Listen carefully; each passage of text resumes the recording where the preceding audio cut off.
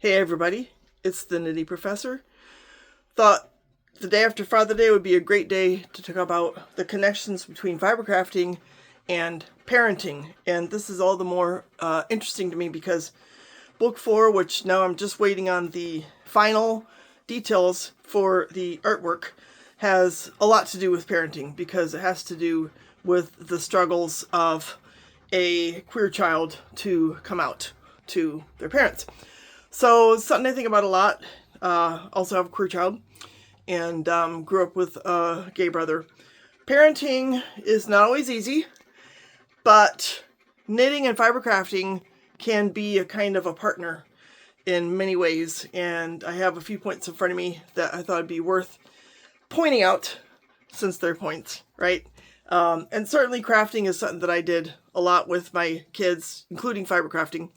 Not necessarily knitting, surprisingly, but kind of thread cross stitch, needlepoint, making those God's eyes, with yarn and twigs and little weaving, the pot holders, sewing, all that kind of stuff. So, now one thing that's really cool about introducing fibercrafting with your kids is that you can create a culture of making as opposed to consuming. And I think it's, by the way, if you're panting in the background, it's because guess what? Ari and I had a really nice little play date. So anyhow, he's panting in the background. So, consuming, we're just surrounded by consuming. Consumption's everywhere, especially with all the fast fashion that our kids are sort of being enthralled by. I think maybe it's gotten a little bit better since they've come down just a little bit on the access of kids to fast fashion. But in any case, when you introduce kids to making and you sort of demonstrate and walk hand by hand with them in acting on that impulse, so they see you making things and they make things with you. It's just a wonderful thing that, they can make things by hand. They can exercise their agency that way. And they're beautiful, and they're durable, and they're more creative. And in many ways, it's just a much more rewarding window onto life, making things instead of purchasing things. So that's one really neat thing that parents do. I know certainly my mom, she made things even more than me. She sewed all our Halloween costumes. She sewed our Easter outfits. She was always cooking. She did a lot of crochet. She made blankets. She upholstered our furniture. There was, so little waste. It was just crazy. I have no idea how she was so skilled at upholstering our furniture, but she really was. So she was a great role model in introducing making to us as opposed to consuming. Here's another point that's really important, that as makers, as knitters in particular, but as any kind of, slow fashion type of creators, we're modeling patience for our children, and we're modeling perseverance. Sometimes we have to persevere through errors, problems in the things that we're making. We have to start over again and get back on the right track, or just tackling a long project. I remember seeing my mom and my grandmother go through things like these embroidered tablecloths, which I've pretty much inherited all of them to my knowledge, and they're just so nice to throw on the table and just know how many hours of work, of patient perseverance went into those. And they're just so pretty, and you're never going to find anything like that at Kohl's or something like that. It's really wonderful to demonstrate that results often require a lot of small steps, and that can apply to things like learning an instrument, learning a language, learning how to adapt to, a new circumstance, a new situation. It's a really important lesson. And when our kids observe us engaging in these types of, in this type of labor, this type of work, this type of patience, trying, craft making, it's just really great for them to have that role model in front of them so that they can learn to develop those same skills, because you just never know when they're going to be needed. Another nice thing is that you can provide really meaningful handmade gifts and mementos. For example, at Christmas time, so it took me a while to get around to this, but I finally emulated my aunt on my mother's side, who made Christmas stockings for all the kids, all the nieces, nephews, everyone, including my eldest. But then she passed away and she couldn't make them for my twins. So finally, I made them Christmas stockings. So every year we get out their handmade Christmas stockings. And it's just a wonderful memento and a reminder to them that they are worth the labor that I have elected to invest in them, that I have given them a tangible token of my love through those handmade items.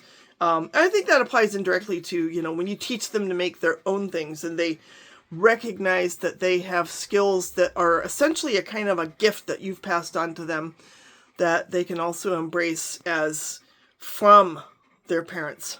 So those gifts have a great deal of meaning, and they're really special, and it's probably, more meaningful than buying them another, ceramic object that you found on the shelf at Target, or, whatever it is. Another thing that's really great about introducing your kids to crafting is teaching them fine motor skills. We talked about this in the video about keeping your mind sharp. Well, we want our kids to keep their mind sharp too. Age-appropriate fiber activities are really helpful for kids to develop hand strength, their coordination, dexterity, and, related to patience, their ability to concentrate, to focus, their goal orientation. So fine motor skills, again, they apply in so many scenarios. There are just so many occasions when we benefit from having that brain-hand connection. And it's more than just actively doing things. It's also just building, the wiring in your brain that helps you to be more clever and more successful in all kinds of things. I think the same, musical instruments, it's the same. I always made my kids at least try piano, and my twins got pretty far with it. They played recitals, and they did really well. Don't play a whole lot today, but again, they developed that hand-eye coordination, and music's just another window on to doing that. Here's something else that's cool about fiber crafting. You can encourage mathematical thinking. There are so many mathematical ideas, concepts that enter into everything from needlepoint to crochet to even spinning. When I spin, especially when I'm plying, I use numbers to try to keep my yarn evenly spun. And I'll try to figure out, for any given length, that I'm feeding onto the bobbin, do I want to do 8 treadles or 9 treadles or 10 treadles? And then how many lengths do I want to go before I move the thread guide up the bobbin so that the bobbin is being filled evenly? But of course, in knitting and crochet, there's all kinds of counting that enters into it. There are things, proportions, sizes. Sewing teaches, patterns, geometry. There's just so much that enters into the mathematical aspect of things. And you think about me making stuffed animals together. I remember when my kids and I made these stuffed cats together. And heck, you're practically getting into fractals there, with all the curved shapes and stuff like that. Measuring the gauge, estimating the yardage, anything that has to do with following patterns. And it involves a certain kind of analysis and a sense of proportion. So great skills that you're introducing your kids to, and you're having them employ those skills actively, and that helps them to stick more. What about creativity? We can foster creativity in our kids. Problem-solving skills, also very important. I remember sort of sitting and watching over my daughter's shoulder when she was learning how to make clothes, and a skill that she still uses from time to time. In fact, I'm hoping that she'll monetize it at some point. She was a theater major, and she mainly concentrated on making costumes. But the problem-solving skills that go into making a sweater, making a dress, making the size correct, lining up, the pattern in your fabric. There's so many different solving skills that go into that, and they are applicable to all kinds of different scenarios. So when you cultivate those, you're really empowering your kids to engage in problem solving in life generally, Same thing with creativity. Maybe they can come up with their own design when it comes to kind of thread cross stitch, or making like my daughter made her own pattern for a crocheted top. And it was really cool to watch her go through that step. I never crocheted a top, you know. I'm like, dude, that's really cool. Just figuring out how to crochet, because I didn't teach it to her. That involved problem solving, but I sure did encourage her, and I think she still has it. Resilience through mistakes, that's another thing that I think is especially important nowadays. There's so much emphasis on, you know, perfection and the way you smell, the way you control your acne, your hair. My daughter and I were talking yesterday about how she was afraid to have windblown hair. And she took a long time to grow her hair out because she was always afraid that it would look funny if the wind blew it. So she kept it short. We need to not fear differences, quote unquote, errors, mistakes. And we also need to have that confidence that if we do, quote unquote, mess up, or if things take an unexpected turn, that we can get them back on track. And crafting, fiber crafting, it's a really great way to instill that kind of thinking, that kind of skill into our kids, and to model it, to role model it as well. Family bonding, that's another great point. Family bonding. I mean, how many fun hours did I spend with my kids making things? Even, you know, those silly pot holders, I still have those. Do you remember those plastic beads that you make pictures with and then you melt them with the iron? We did so much of that, and there was just so much bonding. I remember like talking to my daughter about different patterns she could use, or helping my son when he's like, I have to do a knitting project, Mom. It's like, okay, well, let's figure out what you need, you know, and talk about the needles, what kind of yarn would you like to use, and tell me about what your teacher's teaching you and how it's working out and how's she evaluating it, you know. And then that got me to knitting. I've done a couple of videos, at least one in English and one in German, about how my son literally got me started knitting. And I still think about that a lot of times when I get my needles out and I start working on a project. It's because of him that I've really kind of swapped from being a knitter and a spinner to from being a needle pointer to being a knitter and a spinner. But so much bonding, you know, it's just wonderful to spend that time together. And then you can look at those objects that you did together, or that, you know, involved common learning together, and they just bring back so many joyful memories. It's the greatest. Another thing that's really cool is cultural traditions. Going back to the whole Christmas stocking idea. You know, how many times did I get out my and Asher's stockings and say, well, my Aunt Helen made these for us, you know, and I went and I was like looking up the pattern. That pattern's been around for decades, and she made those stockings for decades, and I did manage to chase it down. Involves intarsia, and I'm just going to admit right here, intarsia is not something that I have figured out yet, but I do intend to. I have the pattern, and I really would like to recreate those stockings. In fact, I probably should, because now my younger son is like, well, my fiance also would like a Christmas stocking, and it would be a good opportunity to learn how to make that. I could make one for her, and I could make one for him, even though I made the other one for him. But yeah, it's like family history and cultural traditions. You know, I mean, my sister and brother and I, we had those very same stockings from when we were kids. And chances are that they resembled patterns that existed in my mom and my dad's families when they had stockings. Be interesting to research that. And you can go back, and in terms of your ancestors, you can research things like, you know, were they quilters? Were they spinners? Were they woodworkers? Were they, you know, what kinds of crafts did they indulge in? And to what extent are my kids sort of carrying the torch of those skills, those abilities, those opportunities to exercise resilience and creativity and all that kind of thing. And it's things that I celebrate a lot in my novels, and I really love doing it. Especially in my family that comes from Norway. It's just so meaningful, you know, to underscore those connections and to look at how they ripple through an entire culture and even connect cultures. It's really cool stuff. Now, another great thing that we can encourage our kids, especially if we're talking about something like, you know, knitting, or, you know, making those little beaded pictures, they involve a lot of concentration and focus. So ultimately, what you're doing is you're encouraging mindfulness and emotional regulation. And it's probably a, you know, really healthy way of doing that as opposed to, well, why don't you just pop in front of the TV, Johnny? Or, being involved in cutthroat competition, which, there's a place for that too. But cutthroat competition doesn't necessarily predispose you to mindfulness, and that can be a really useful skill. It's a healthy way to relax. It's a healthy way to reduce your stress and also to process your emotions, just to sit with yourself, do something that's calming, that's rhythmic, that's beautiful. It's a life skill. It really is a life skill. And if we teach our kids how to do that, give them the tools, give them the skills to do that themselves, if we model that for them, we're really doing them a huge favor.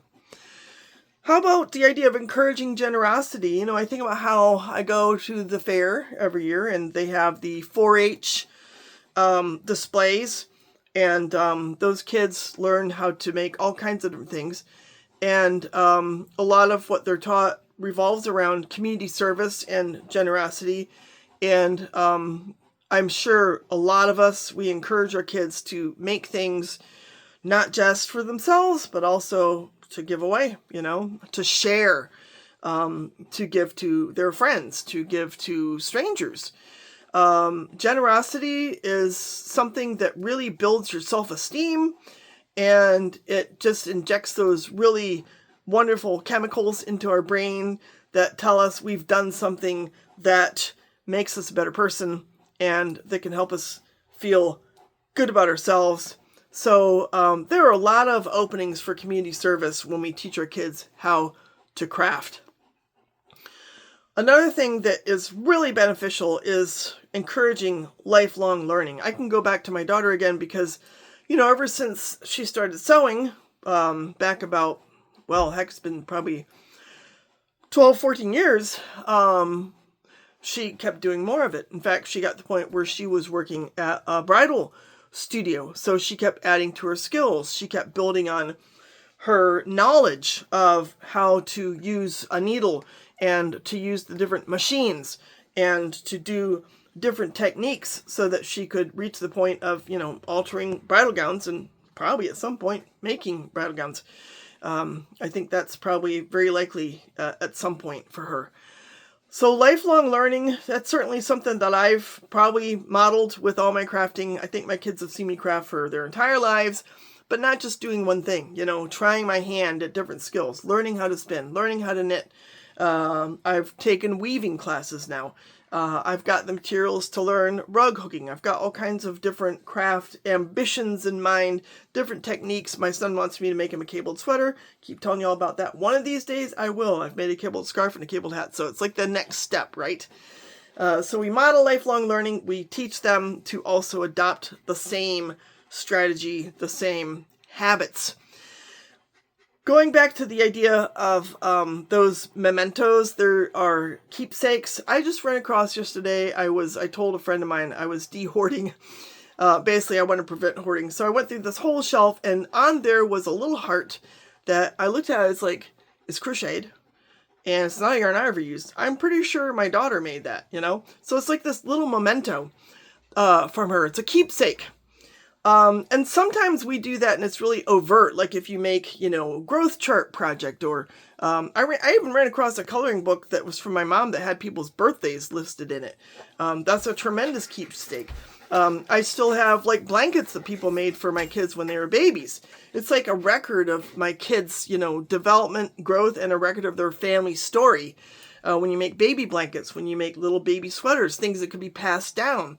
The documentation of childhood, the preservation of those memories, and again, these reminders that your child was so important, that you want to keep those tangible tokens of their becoming who they are. That sends a really powerful message that, they belong and they're loved. It's incredibly important to do that. Getting on to a little bit different topic is you can teach practical economics to your kids. You can teach kids about, so you want to make a blanket. How much yarn do you need? How much money have you got? What price range of yarn is going to work? You can talk about budgeting, talk about comparing the quality, like how to get the best quality for your money, where to go to get that quality. Even looking at repairing things as opposed to just buying something new. is a great lesson on how to budget and how to use your financial resources in a most effective manner and in a manner that secures your financial well-being. There are a lot of lessons that you can pop into there when you're talking to your kids about crafting and making things and how money plays into it. And heck, there might even be a possibility to earn something. I mean, there are plenty of people who start their own business that involves, knitting up things for people or sewing things for people or making jewelry for people. Some of those skills, they can even lead to a business. So incorporating economic budgeting type knowledge into crafting is a good idea, because being an entrepreneur today beats a lot of the jobs out there that are repetitive and that kind of kill your body. There are plenty of those go around. Now, we all know how much time our kids spend on the phone, how much time they spend on the screen, and making things is a fantastic alternative to this kind of passive entertainment. The hobby is so rewarding. There are times when I look at my kids, I'm like, dude, you need a hobby, They get really caught up sometimes in the stress and can get depressed. And I swear, it's like, I've spent my whole life modeling hobbies for you. You need a hobby. And I don't care what it is. My oldest today, he went shooting. That's one of his hobbies. He likes guns. He likes to go out into the boonies and just shoot, I don't know, cans or something like that. It's just fun. That's his hobby. This is a wonderful hobby. And a lot of people really cherish fiber crafting as a hobby for all the reasons that we know. Working with your hands, making things that you can keep and wear forever, gifting, etc., etc. Great alternative to screen time and a wonderful creative outlet. So lastly, we can consider the idea of intergenerational relationships. I think it's safe to say that I still feel connected to especially my paternal grandmother through my fiber crafting. Just knowing all the embroidery that she did, all the crochet that she did, and seeing, like, walking through a house is like, oh, that's a pretty Afghan. She's like, yeah, I made that. Or look at that tablecloth. Yeah, I made that.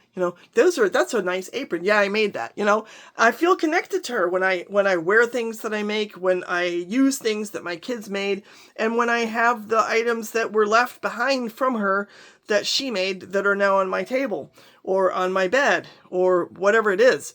It's really important, and as a part of your identity and your kids' identity, to feel connected to the generations that came before us and to recognize what you owe them in terms of who you are, your genetic makeup, your habits, your attitudes, your emotional responses, your talents, etc., etc.